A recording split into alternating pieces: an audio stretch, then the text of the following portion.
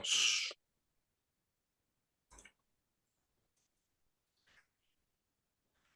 ¡Branco! Franco, ¿se llama tu hermano? Branco. Branco, como Ujú. como el Fernet, pero Branco. Ajá, sí. ¿Cuántos años tiene? 11. Está empezando la pubertad. Está inquieto como mi perro, entonces anda de acá para allá. Sí, todo el día grita por eso. Por ahí se escuchan unos ruidos raros ahí de fondo.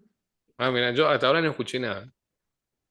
Buena. Ah, por eso recién le grité ahí. ¿Sabes qué? Estaba viendo, a quién me hacía acordar un video, estaba pensando, conoce, obviamente, una pregunta. Rolling Stone, conoces, obvio. No hay ni un ser vivo que no conozca a los Rolling Stone. Y no es de mi época, ni la tuya, ni la de mis padres. Los Rolling Stones son de nuestros abuelos prácticamente. Ujú. ¿Sí? Hay un tema que se llama Anybody Seen My Baby. ¿Dónde está mi nena? Sería la traducción. Búscalo porque ahí está, es tu calco como video, con este look. Después lo buscas, ¿no? Después de clase. No. Ahora, que ese video lo hizo con Angelina Jolie, Mick Jagger, o sea, lo están con Angelina Jolie. Bueno, sigamos donde nos quedamos, estamos terminando. Y dice, para solucionar el problema, a ver, me queda acá, sí, no, acá. Sin embargo, los derechos morales mantenían el mismo problema de andamiaje institucional que los derechos naturales. Un derecho moral, por más razonable que sea, no es necesariamente un derecho positivo. Claramente no le es en aquellas sociedades políticas donde las decisiones vinculantes provienen de acuerdos de poder entre actores asimétricos. O sea, acá estamos viendo en todos estos párrafos las falencias que tienen los derechos naturales y los derechos morales, o sea, los derechos humanos considerados como derechos naturales y como derechos morales. Para solucionar este problema es que podemos pensar a los derechos humanos como derechos positivos.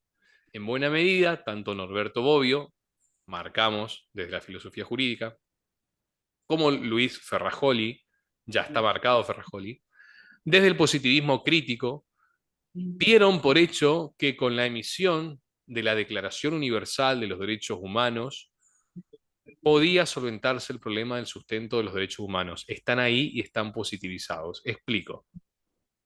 Si el problema era que los derechos humanos, no todos los derechos están positivizados o están positivizados en un lugar, pero no en todos los países, entonces para estas dos personas la solución está en esta declaración que es una declaración de Naciones Unidas.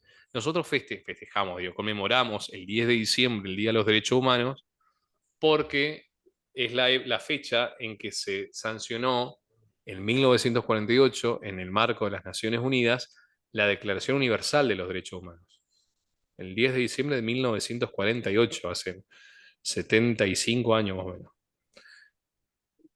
Y para estas dos personas, ahí en esa declaración se positivizaron los derechos humanos, es decir, se normativizaron, es decir, se pusieron por escrito.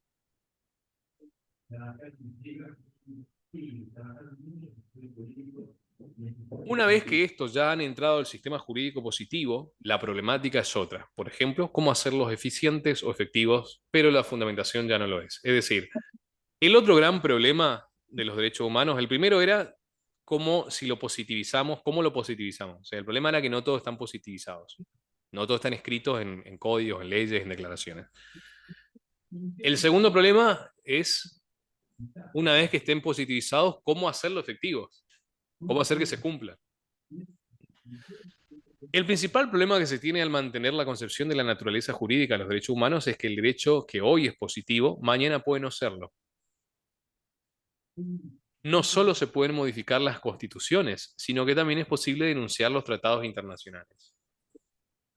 Es decir, podemos reconocer un derecho humano y luego podemos dejar de reconocerlo porque nos salimos de un tratado internacional que estábamos suscriptos como país o cambiamos la constitución.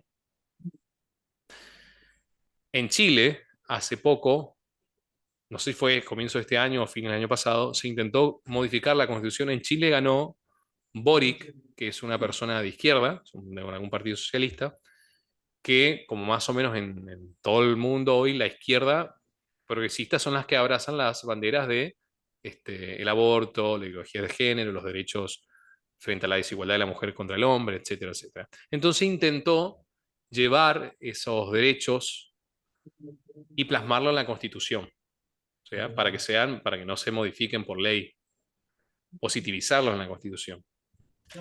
Y para eso hizo un plebiscito, una consulta popular, y bueno, dio 60 y pico, casi 70% que no, 30% que sí, tuvo que desistir de eso. Ujú. En Rusia, una sociedad completamente distinta a Chile, Boric es de Chile. El presidente Vladimir Putin lleva un proyecto de ley, un proyecto de reforma de constitución que termina siendo aprobado para garantizar, para poner un concepto de familia en la constitución. Fíjate, son dos cosas totalmente distintas y contrapuestas. Para que una vez que termine su mandato, este, no haya algún presidente que quiera promover esa idea en Rusia. Porque ¿qué pasa en Rusia? Rusia actualmente, actualmente no, siempre, y más hoy, es una sociedad muy conservadora y no deja de alguna manera pasar esas ideas en el país. De hecho, Rusia es la que la denuncia, esas ideas. Esto explica también, aunque esto ya no es más, esto son teorías geopolíticas, pero esto explica también la guerra en Ucrania. No hay forma de derrocarlo a Vladimir Putin. Intentaron con la excusa de marcarlo como dictador, intentaron poniendo lobbies, ONGs de derechos humanos, intentaron financiando a jóvenes militantes de derechos humanos, y como no funcionó ninguna de las cosas, se inventaron una guerra en Ucrania. Le dijeron a Ucrania, decí que vas a entrar a la OTAN. Rusia no quiere que Ucrania entre a la OTAN porque significa que la OTAN te lleve los cohetes y los misiles a tu frontera porque está al lado de Rusia. Entonces invadió Ucrania y esa es la verdad de lo que está pasando en Ucrania, ¿no? Pero ¿qué es lo que se quiere en Rusia?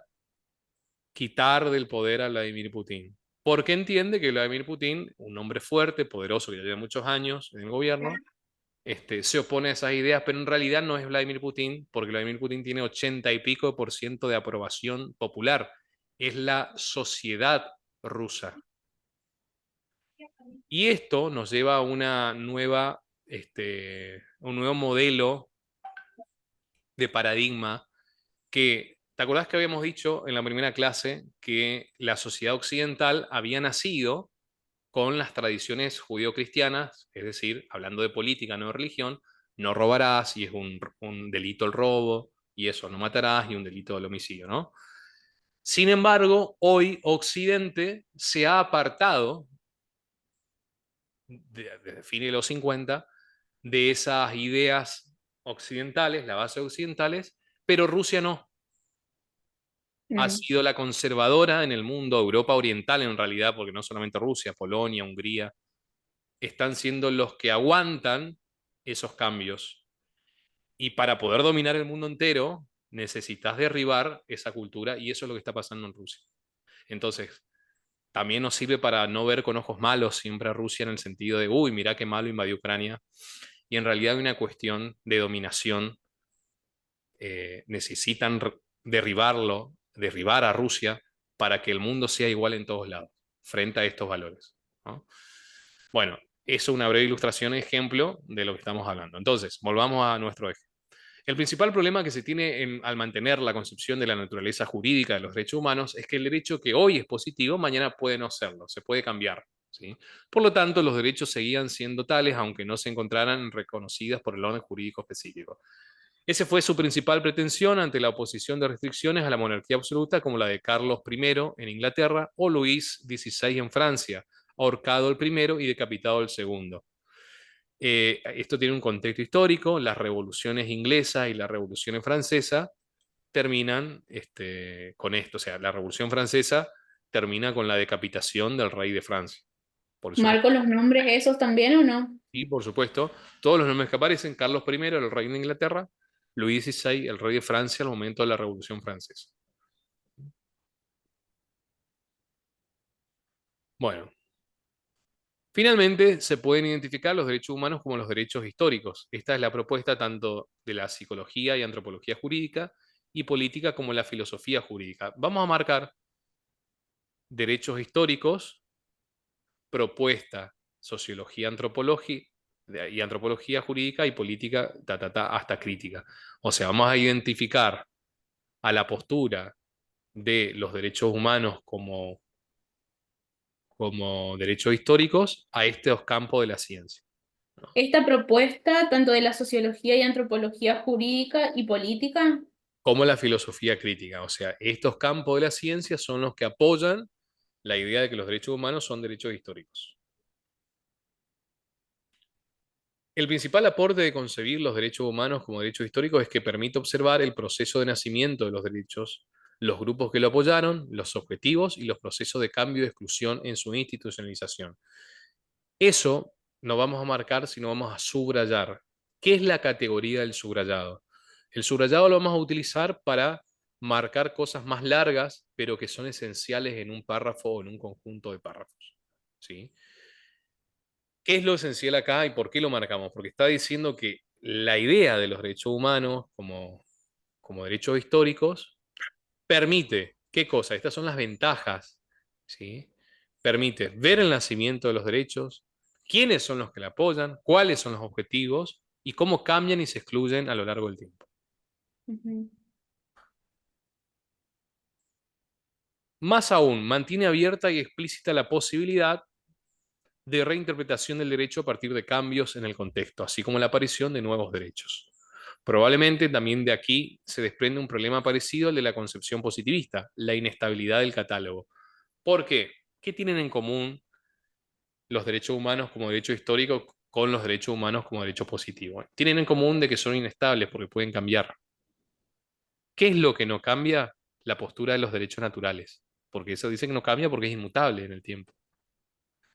¿Cuál es la ventaja de los derechos humanos como derechos históricos? Que se pueden ver justamente cómo nacen, cómo van evolucionando. Ahora, ¿cuál es la desventaja? Ojo que se pueden cambiar. ¿Por qué es desventaja? Porque puede ser para bien o puede ser para mal. Porque es un proceso histórico. Entonces puede ser una ventaja como una desventaja al mismo tiempo. Claro, el día de mañana, en 20 años, puede ser que sea legal lo que aparece en la película La Purga. ¿Conocés esa Ujú. película? Sí. Esa para mí es la mejor película de terror porque no es una película inventada de fantasmas, de vampiros, sino algo que puede llegar a pasar, digamos, ¿no? Entonces, en el futuro, la gente acepta la idea de que está bien matar para purgar sus penas una vez al año y se transforma en un derecho, ¿no? Entonces, se puede ir, se puede pasar de rosca, digamos, ¿no? Este, em, Freddie Mercury fue uno de los íconos del mundo LGBT, pero era un señor homosexual. Y después tenemos al que desfila en la calle disfrazado de perro con una cadena que le lleva a un niño de 5 años, como una foto que pasó en una marcha. Bueno, no es lo mismo Freddie Mercury que es. Y no es por la condición de homosexual, porque yo, heterosexual, si me disfrazo de perro semidesnudo y dejo que mi hijo, o quien haya sido esa criatura, me lleve gateando con una cadena y sea bien visto por la sociedad esa cosa, me parece que me fui de rosca, ¿no? Entonces, los derechos pueden ir normalizándose y cambiando de paradigma, y ahí está la desventaja, ¿sí? Muchos dicen, no, que homofóbico. No, no, ¿cómo hacemos? No, no se trata de homofóbico, se trata de la decencia, sea heterosexual o homosexual, no importa su orientación. Yo soy heterosexual y es mal visto si yo me salgo desnudo, disfrazado de perro semidesnudo, y dejo que un niño me pasee. Bueno, sin duda, la decisión que se tome en torno a la naturaleza jurídica que guardan los derechos humanos tendrá pros y contras que se resumen de la siguiente manera, y acá tenemos un cuadrito que en realidad es el resumen de todo lo que está arriba. Bien. Bueno, este fue capítulo uno. Fíjate que tuvimos una clase de explicación y una clase de detalles. Son los mismos detalles, es la misma explicación que vimos en la primera clase, pero vimos los nombres que aparecen, vimos cómo vamos a estudiar, digamos que tenemos que marcar, tenemos estas pautas, un color para los nombres, otro color para las ideas cortas, subrayado para las ideas largas e importantes de un párrafo o conjunto de párrafos, y llaves en la mayoría de los párrafos para poner de qué se habla en ese párrafo. Generalmente las llaves va a ser tu tarea, no siempre va a decir, pone esto en tal párrafo. Vos cuando Ujú, estudias y lees, tenés que marcar cada párrafo en lo posible o cada dos párrafos de qué está hablando ese párrafo. Y cuando vos estudias para el repaso, lees lo que está al lado. O cuando transcribís en un documento en Word, pones capítulo 1, pones el título, pones lo que pusiste en la llave afuera de cada párrafo, ¿sí? Y algunos detalles como nombres e ideas. Y eso es tu apunte, y así es como se estudia. No hay otro ujú. secreto. Bien. Bueno, preguntas en general de cualquier tema. No, Muy bien. Bueno, derechos humanos y cultura general a mismo precio. Nos vemos el lunes que viene. Buen fin de semana. ¿Eh? igualmente. Chau, chau. Chao.